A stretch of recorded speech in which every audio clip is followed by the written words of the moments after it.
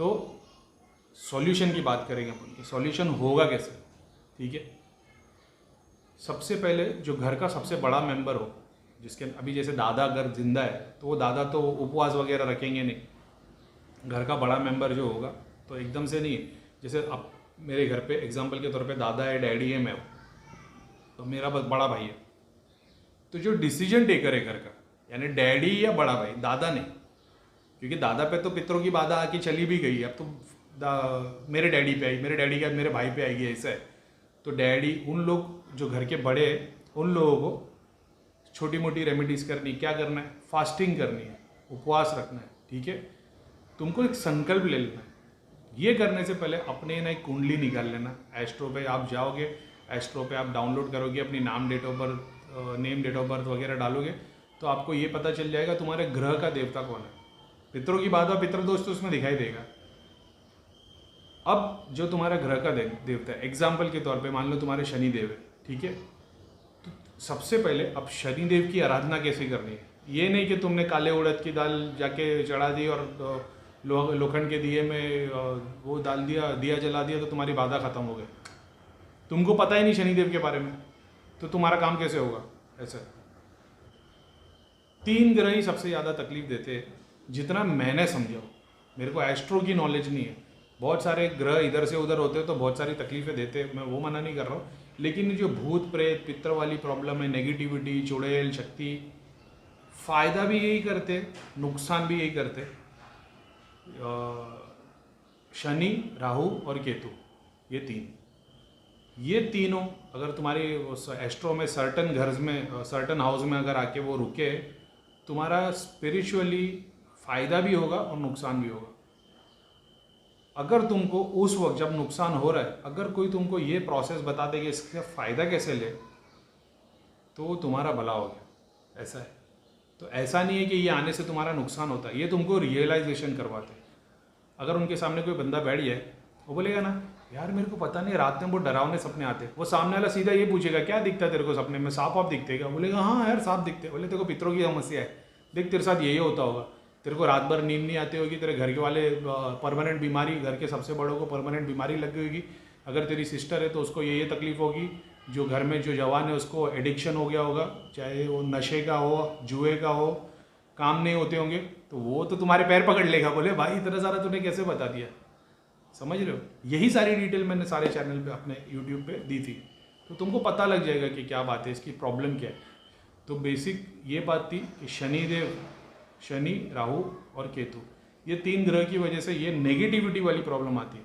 अब जब तुमको प्रॉब्लम आई है तो तब तक तो तुम भटकते ही रहोगे, गुरु की तलाश में, मंदिर में, आश्रम में, धाम में, सॉल्यूशन नहीं मिलेगा।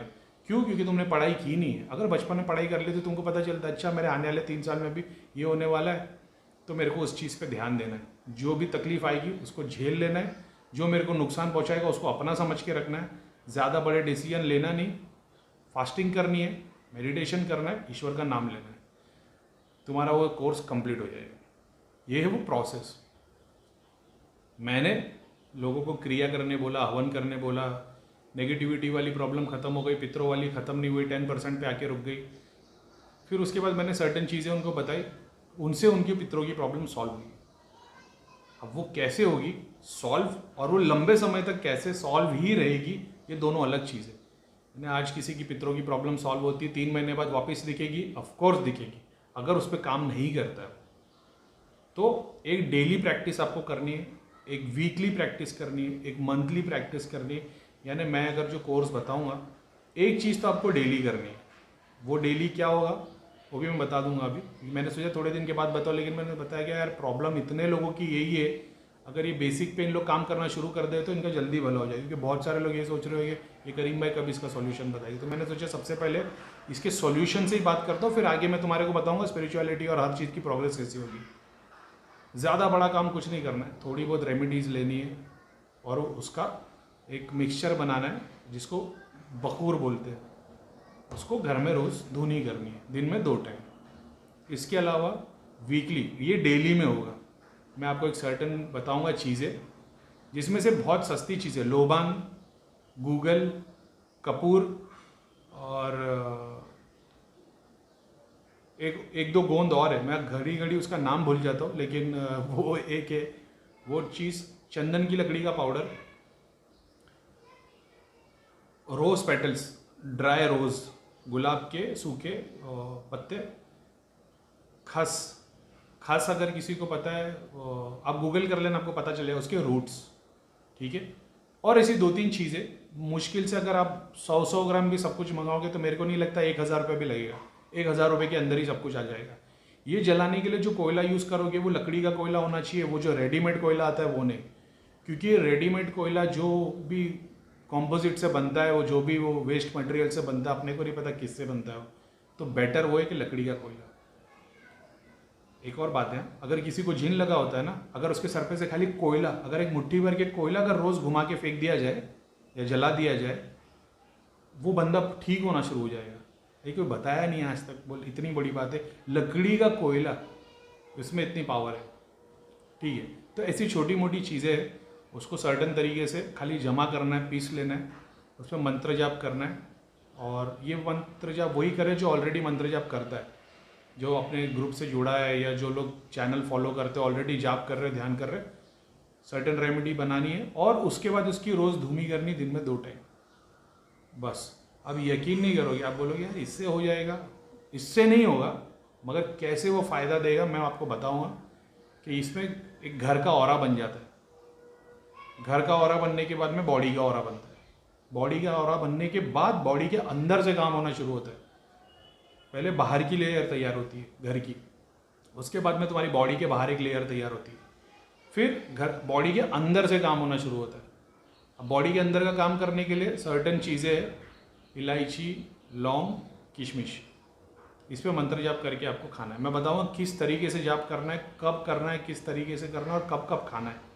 ये जब खाना शुरू करोगे ना, तो ऐसे मैंने जो बताया ना कि पितृ जितने भी है उनका एक अंश अपनी बॉडी, तो रेमेडीज़ में ये थोड़ी बहुत चीज़ें होगी, मुश्किल से 8-10 चीज़ें, 10-12 चीज़ें, उसको इतना सा एक वो उसका पार्ट्स बना देने, तो उसको डेली सुबह और शाम 2 टाइम खाली उसकी धूमी करनी घर में। जहाँ जहाँ वो धुआं जाएगा, चाहे तुम्हारे घर में, तुम्हारी बिल्डिंग में, सोसाइटी में, जहाँ जहाँ धुआं जाएगा वहाँ से नेगेटिविटी गायब हो जाएगी। पितरों की प्रॉब्लम, उन लोगों को भी, बेचारे लोग को भला वाला शुरू हो जाएगा, तो कम से कम उनका भी आशीर्वाद मिलेगा। जैसे मैं अपने वालों के लिए, मैं क्या करता हूँ जाने दो, लेकिन जैसा मैं अपने ग्रुप और अपने जो बंदे जुड़े हुए उन लोगों के लिए मैं अपने घर में लोबान करता हूँ, जब मैं धूमी करता हूँ, उन लोगों के पितर मेरे को आशीर्वाद दे रहे होते हैं, क्योंकि मैं उनके लिए कर रहा हूँ जो कि उनके घर वाले भी नहीं कर रहे। ऐसी बहुत सारी चीज़ें हैं। तो वो आपको खुद को, जब दूसरे आजू बाजू के पड़ोस वड़ोस वाले लोग के भी पितृ देवता तुमको आशीर्वाद देना शुरू कर दे, तुम्हारी प्रोग्रेस होती है। अब तुम्हारे घर के बाहर एक लेयर बन जाती है। ये कितने दिन में कंप्लीट होता है? जिसकी समस्या ज़्यादा बड़ी नहीं है, 11 दिन के बाद में अगर आप अपना घर चेक कराओगे तो आपको नेगेटिविटी उसमें नहीं दिखेगी। होता तो फर्स्ट डे से, लेकिन मैं बता रहा हूँ 11 दिन लगते। 11 के बाद में एक अमावस्या से अमावस्या या एक पूर्णिमा से एक पूर्णिमा, यानी 1 महीना। अगर आप बीच में से स्टार्ट कर रहे हो तो 1 महीने में एक पूर्णिमा से एक पूर्णिमा होने तक आपका एक हिसाब बन जाता है। ठीक है, ये प्रोटेक्टेड लेयर हो गई। कोई घर में यंत्र ताबीज़ वगैरह कुछ रखने की ज़रूरत नहीं, ये अंदर से शुद्धि करने की बात है। जैसे अगर तुम बीमार हो और तुम आंख पे कितना भी पानी डालो तुम ठीक नहीं होगे, उसके लिए दवाई खानी पड़ती है जो अंदर से काम करती है। ठीक है, कुछ बीमारी ऐसी है जिसको अंदर से दवाई से ठीक नहीं किया जाता। जैसे एग्जांपल स्किन पे रैश आ गया, तो तुम दवाई खाओगे नहीं, वो स्किन पे तुम एक मलम लगाओगे ना जो आउटर बॉडी को सेव करता है। तो सबसे पहले तुम्हारी आउटर बॉडी है, तुम्हारा घर है, उस पर एक लेयर बन जाती है। यही खुशबू जब तुम बखूर जलाओगे, ये तुम्हारे अंदर जब बॉडी के अंदर जाएगी, घर के सारे मेंबर्स में जाएगी, तो वो जो अंश है, जो तुम्हारे पितरों के, देवताओं के जो अंश तुम्हारी बॉडी के अंदर है, वो धुलना शुरू हो जाएगी, तुम्हारी प्रोग्रेस शुरू हो जाएगी थोड़े दिन में। अब ये घर की लेयर 3 दिन जब आप करना शुरू करोगे, 3 दिन से 7 दिन के अंदर आपकी आंखों में चमक दिखना शुरू हो जाएगी। ये एक बात है। अब बोलोगे करीम भाई आपकी आंख में चमक नहीं दिख रही है, हाँ तो मैं तो पापी हूँ, मैं तुम्हारी बात कर रहा हूँ। ठीक है, इससे तुमको रियलाइजेशन होना शुरू हो जाएगा, तुम्हारी आंखों में चमक दिखना शुरू हो जाएगी, तुमको थोड़ा बेटर फील होने लगेगा। जब बहुत ज़्यादा नेगेटिविटी को तकलीफ होना तो होगा ये कि जब आप धूमी करोगे सुबह में और शाम में, जब तक वो धूमी चल रही तब तक ठीक लगेगा, उसके बाद में थोड़ा स्ट्रेस बढ़ने लग जाएगा, तो तुमको अंदाज़ा हो जाएगा काम हो रहा है। लेकिन ये रोज़ करना पड़ेगा। ये डेली में आ गया, सुबह शाम 2 टाइम ये करना पड़ेगा। अब नींद की समस्या किसी को है, आलस है, एडिक्शन है, रोज़ सुबह उठ के शहद और नींबू गर्म पानी में, मंत्र पढ़े हुए हैं, बगैर मंत्र के नहीं, बगैर मंत्र के पढ़ोगे तो हेल्दी होना शुरू हो जाएगी, उसमें भी फ़ायदा है। लेकिन ये मैं बात कर रहा हूँ नेगेटिविटी और पितरों वाली समस्या के लिए। जब इस पे दम करके वो चीज़ रोज़ गर्म पानी में डाल के पियोगे तो फिज़िकली जो फ़ायदा होना था वो तो होगा ही, लेकिन जो मेंटली जो फ़ायदा होना था वो होना शुरू हो जाएगा। शहद, नींबू और कलौंजी बोलते हैं वो डाल के गर्म पानी में डाल के आप पियोगे, आपको फ़ायदा होना शुरू हो जाएगा नेगेटिविटी के लिए। हाँ, ये भाई ये मत सोचना भाई ये पीने से तो फ़ायदा होता है, ये पीने से फिजिकली फ़ायदा होता है। बहुत सारे हेल्दी लोग ऐसे ही बैठे ना, स्पिरिचुअल नहीं है, मैं बात कर रहा हूँ स्पिरिचुअलिटी ऐसा है।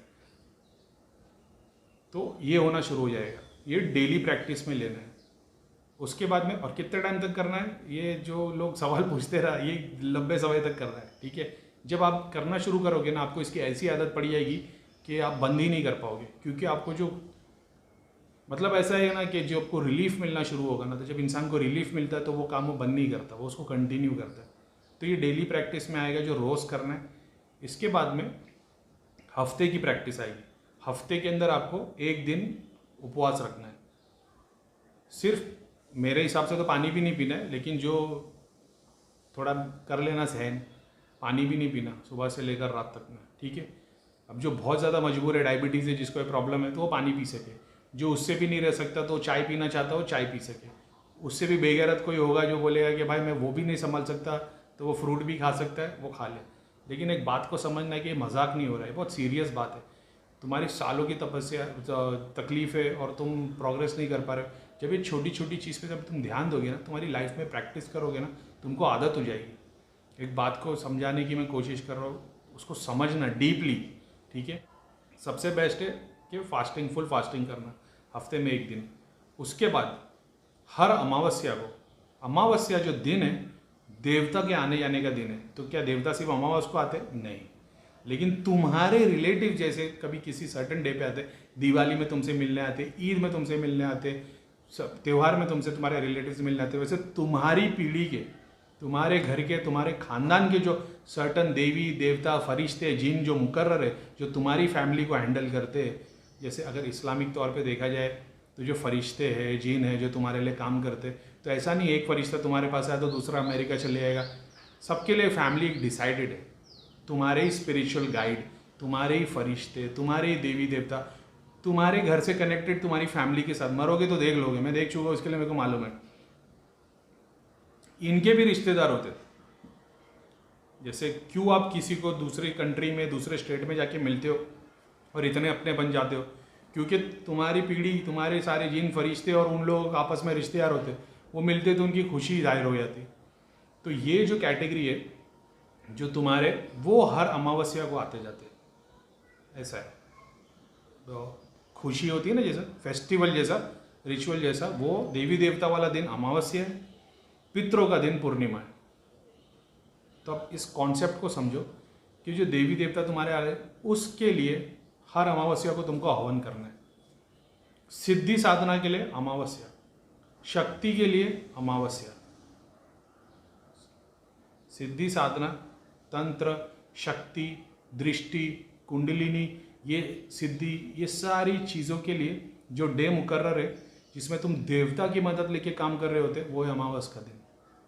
तो अमावस के दिन अगर आप जाप करते हो, आप एक कोर्स, आप ये डिसाइड कर लेते हो कि अमावस के दिन मैं, एग्जाम्पल के तौर पे जैसे मुझे बाबा गुरु गोरखनाथ जी की सिद्धि चाहिए, तो मैं अमावस के दिन इतने मंत्रों का जाप करूंगा। जब तुम इतने मंत्रों का जाप जब करते हो तो उसकी तरंग जुड़ जाती है। तरंग जुड़ने के बाद फिर तुमको डेली जाप करना होता है। जब तुम डेली जाप करते हो तो पूरी इमेज तैयार हो जाती है, फिर वो सिद्धि बराबर तैयार हो जाती है, ऐसे। तो जो, लेकिन क्या ये मोक्ष का रास्ता है? नहीं, ये शक्ति का रास्ता है। शिव और शक्ति, तो ये शक्ति का रास्ता है। चमत्कार, सिद्धि, दृष्टि, अपनी शक्ति का एहसास दिलाना, और ये वो, यानी ये पुलिस और ये गैंगस्टर, कौन सही कौन गलत है? रिश्वतखोर पुलिस भी हो सकती है, अच्छा गैंगस्टर भी हो सकता है, किसी की जान बताइए। लेकिन ऐसा बोल, मैंने ये देखा है कि नॉर्मली 1 से 3 अमावस्या या पूर्णिमा, अगर पितरों की प्रॉब्लम है, 1 से लेकर 3 पूर्णिमा तक आपके जो ज़्यादा क्रिटिकल केस नहीं वो सॉल्व हो जाते हैं। पितरों वाली प्रॉब्लम सॉल्व हो जाती है। बंधन वाले केस ये 3 के बाद 4, 5, 7, 9 अमावस्या 9 पूर्णिमा तक तुमको ये करना पड़ता है। उसके बाद में तुम्हारी सारी जितनी है, और ऐसा नहीं कि ख़त्म होगी फिर सब कुछ होगा, तुम्हारे पहले महीने से तुमको प्रोग्रेस दिखना शुरू हो जाएगी। एक पूर्णिमा तुम्हारी कंप्लीट नहीं होगी, प्रोग्रेस दिखना शुरू हो जाएगी। और 9 और 11 तक में सारी पितरों की और नेगेटिविटी की प्रॉब्लम सॉल्व हो जाती है, बंधन तक के खत्म हो जाते हैं। क्योंकि जिस शक्ति को यूज़ किया है पितरों को बांधने के लिए, वो शक्ति ही वाइड होना शुरू हो जाती है। जैसे अच्छों की संगत में बैठोगे तो अच्छे बन जाओगे, बुरों की संगत में बैठोगे तो बुरे बन जाओगे। तो तुम्हारे पितर बुरों की संगत में तो बुरे बन गए। अब जब तुम उनको अच्छे की संगत में लाओगे, अच्छा करोगे, यानी जो दुश्मन हमको नुकसान भी पहुंचाने आया, जब उसका केयर करोगे, उसको अपने हाथ से अच्छा बना के खिलाओगे, तो उसके भी दिल में दया आ जाती है। तो वो शक्ति जिसने पितरों को बांध के रखा है, वो भी सफ़ेद होना शुरू हो जाती है, वो भी तुमको आशीर्वाद देती, वो भी तुम्हारे को ग्रेस देती, वो उसमें तुम और प्रोग्रेस करना शुरू कर। ये कॉन्सेप्ट के थ्रू 7, 8, 9, 11 पूर्णिमा, 11 अमावस्या तक तुम्हारी सारी प्रॉब्लम, नेगेटिविटी, पितरों की प्रॉब्लम और वगैरह वगैरह खत्म हो जाती है। ऐसा नहीं है उधर आके खत्म होगी, रोज़ थोड़ा थोड़ा ग्रेजुअली खत्म होना शुरू हो जाती है। प्रोग्रेस भी उतनी शुरुआत होना शुरू हो जाती है। डेली रिचुअल्स बता दिया मैंने। वीकली के तुमको फास्टिंग करनी है, सर्टेन चीज़ें हैं जो वो सेलेक्टेड डे तुमको लेना है तुम्हारे हिसाब से। एग्जाम्पल के तौर पे जैसे अगर तुम्हारे शनिदेव है तो तुम्हारे को सैटरडे लेना है, सैटरडे की आराधना करनी है, सैटरडे को फास्टिंग करनी है, सैटरडे को थोड़ी सी चैरिटी करनी है और उसके ऊपर काम करना है, ठीक है। उसके बाद आता है अमावस्या। अमावस्या जो मंथली साइकिल की बात करो, महीने की, हवन करना बहुत ज़रूरी है। अगर हिंदू है तो हवन कर लेना, अगर मुसलमान हो तो बखूर। और उसकी मंथली की मैं एक अलग चीज़ें बताऊंगा, उसको उस तरीके से ही करना तो आपको प्रोग्रेस हो जाएगी। खर्चा मतलब अभी अगर यहाँ दिन का तुम्हारा 50 रुपये का खर्चा हो रहा है तो वहाँ शायद मंथली पे शायद 500 रुपये खर्चा हो जाएगा, बस इससे ज़्यादा खर्चा नहीं होगा। शायद 500 से ज़्यादा होगा, लेकिन तुम अंदाज़ा हो जाएगा कि वो, और वो तुम्हारे को फ़ायदा ही देगा, ऐसा नहीं है कि तुम्हारा नुकसान होगा। तो वो एक सर्टेन प्रोसेस के थ्रू तुम्हारे को फॉलो करना पड़ेगा, और वो दिन उपवास रख के तुम्हारे को उतना काम करना है। थोड़ी सी स्टडी करनी पड़ेगी, पाठ करना पड़ेगा, हवन यज्ञ करते वैसा करना पड़ेगा बस। लेकिन प्रोसेस कितना, प्रोसेस 2 से 3 घंटे का ही है। जो ध्यान करते हो, जाप करते हो, वैसे उससे ज़्यादा और पहाड़ काम नहीं है, वो मंथली प्रोसेस में तुमको करना है। बेसिक आइडिया दे देता हूँ। अमावस के लिए यज्ञ हवन करना पड़ेगा, हवन की सामग्री लेके। हवन की वीडियो ऑलरेडी पुराने चैनल पे बने हुए, सामग्री की लिस्ट भी उस पर अवेलेबल है, आप देख सकते हो। पितृ जब आते हैं ना, एग्जाम्पल के तौर पे बताता हूँ थोड़ा क्लियर, क्योंकि बहुत लोग यही पसंद करते थे कि मैं बहुत क्लियर होके एग्जाम्पल देता हूँ। ऐसा समझो हर पूर्णिमा के दिन तुम्हारे पितृ तुम्हारे घर पे आ रहे हैं और तुम पूर्णिमा के दिन फास्टिंग कर रहे हो, उसके साथ में मेडिटेशन कर रहे हो, ठीक है। अब पितृ तुम्हारे घर पे आए, तुमने पितरों के लिए खाना बना दिया, ठीक है, खाना बना के रख दिए, लेकिन तुम भूखे बैठे हो, तुम खा नहीं रहे, तुम तप कर रहे हो, तुम मेडिटेशन कर रहे हो। तो जब भी पूर्णिमा में आएंगे तो वो देखेंगे तो बेचारा साल के 12 में, हालांकि करते तुम खाली पूर्णिमा के दिन ही हो, हालांकि रोज़ करना है, लेकिन पूर्णिमा के दिन यानी जिस दिन वो आने वाले उस दिन वो देखते कि बेचारा कितना नाम ले रहा है, कितना, हालांकि ये पता नहीं, उनको तो पता चल जाता है कितना जाप कर रहा है, कितना नहीं कर रहा है, लेकिन उनके दिल में दया आ जाती है। तो कोई तुम्हारे से हर महीने मिलने के लिए आ रहा, वो देख रहा है कि भाई तुम उनका ख्याल रख रहे हो, लेकिन तुम खुद परिश्रम कर रहे हो, तुम फास्टिंग कर रहे हो, मेडिटेशन कर रहे हो, ज़मीन पे सो रहे हो, कमती में झेल रहे हो, दुख झेल रहे हो, तकलीफ झेल रहे हो, तुमको ग्रेस 10 गुना ज़्यादा मिलना शुरू हो जाता है। अब तो ऐसा ना, पितर जब भी नीचे आ रहे तो वो देख रहे हो तुम पार्टी कर रहे हो, लेकिन पितरों के लिए कुछ नहीं पूछ रहे हो। अगर तुम वेदांत की पढ़ाई करोगे, अगर तुम जैसे हिंदुइज़्म है, हिंदुइज़्म की जो रूट्स है वो वेदास है, अगर वेद की पढ़ाई करोगे ना तो तुमको पता चलेगा कि एंसेस्टर्स को कितना ऊंचा दर्जा दिया गया, लेकिन उनसे भीख नहीं मांगी गई है, उनको पूछने के लिए, उनकी मुक्ति के लिए बताया गया। उनकी मुक्ति होगी तो वो आशीर्वाद देंगे। मैं मना करता हूँ कि भीख मत मांगो, मंदिर बना दिया, भीख मांग रहे हो, हमारा ये काम कर दे, वो काम कर दे, तुम कहीं के नहीं रहोगे, तुम पितरों के आगे भी नहीं बढ़ पाओगे, पितरों के पीछे आके खड़े होंगे। मैं बता रहा हूँ कि उनको एंसेस्टर्स को पूछना बताया गया था। देवी देवता का तो वर्कर्स है, वो काम करने वाले, मेन काम तो इनका था, एंसेस्टर्स का था। जो तुम वेदों की पढ़ाई करोगे तो पता चलेगा, उसमें ये चीज़ बताई गई कि एंसेस्टर्स बहुत ज़्यादा पावरफुल है, उन्हीं को पूछना, उन्हीं के ग्रेस से सब कुछ मिलता है। तो किस तरीके से मिलता है वो अब समझ में आता है कि पुराने वेदों में ये नहीं बताया गया कि तुम पितरों को पूजो, पितरों को करो तो तुमको स्वर्ग मिलेगा। उन्होंने ये बताया कि जैसे तुम्हारे अंदर उनका अंश है, तो फिजिकली भी तुम सॉल्व करो, बाहर से भी करो, पूजो उनको। तो पूछ के तुम उनसे आशीर्वाद लो। जैसे तुम अपने माँ बाप का पैर दबा रहे हो, उनको खाना बना के दे रहे हो, उनकी सेवा कर रहे हो, उनसे ऊंची आवाज़ से बात नहीं कर रहे हो, उनको गलत नहीं बोल रहे, ये बताया गया कि ऐसे माँ बाप को पूजना है। हम क्या कर रहे हैं, माँ बाप को बोल रहे हैं हमको पैसे दे दो, ये घर भेज दो, हमको ये वसीयत लिख के दे दो, ये कर दो, वो कर दो, हम तुम्हारा ख्याल रखेंगे। तो तुम इस तरीके से पूछ रहे हो। इस तरीके से पूछने मैंने मना किया कि मत करो। जैसे मैंने बताया कि बखूर जलाना है तुमको, अंदर धुआं जाएगा, घर में जाएगा, अंदर से साफ होना शुरू हो गया। जब तुम सर्टेन रेमेडीज़ बताऊंगा कि जो सुबह उठ के तुमको खानी है, दिन भर में खानी है, ठीक है, एक इलायची एक लौंगी खाना है रोज़। जब तुम ये रोज़ खाओगे ना, तो तुम्हारे अंदर से नेगेटिविटी भी जलना खत्म हो जाएगी। जो अंश है ना, जो अपने पितरों के, देवताओं के, वो वाइट होना शुरू हो जाना शुरू होता है। तुम्हारे अंदर जितने भी ये पितर और देवता वाले जो अंश है ना, ये वाइट होना शुरू हो जाएंगे। वाइट होंगे तो तुम्हारी नेगेटिविटी, डिप्रेशन, एंजाइटी, बीमारियाँ, ये सब आहिस्ते आहिस्ते ख़त्म होना शुरू हो जाएगी। ठीक है, जैसे जैसे रोज़ तुम प्रैक्टिस करोगे, रोज़ अपने प्रैक्टिस में रोज़, जैसे तुम रोज़ दवाई खाते हो, उसकी जगह पे तुम ये खाओगे, तो तुम्हारे को वो बीमारियाँ ही ख़त्म होना शुरू हो जाएगी, जिसकी वजह से बीमारी हो रही है। जिस नेगेटिविटी, जिस पितर, जिस अंश की वजह से तुम्हारे को वो प्रॉब्लम हो रही है, वही ख़त्म होना शुरू हो जाएगी। जब वो ख़त्म होना शुरू होगी तो तुम खुद अपने आप को ठंडा महसूस करो।